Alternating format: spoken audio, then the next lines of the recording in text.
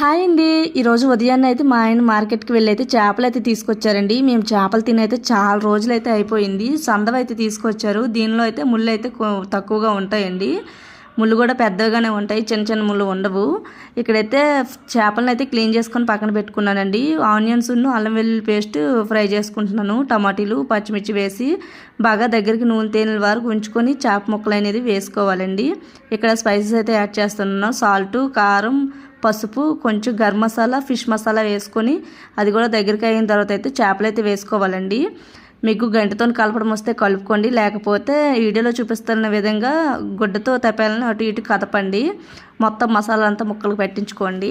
కొంచెం ఆగిన తర్వాత అయితే మన చింతపండు తీసుకోవాలండి. చేపలు కొంచెం ఎక్కువగానే తీసుకోవాలి చింతపండు అనేది.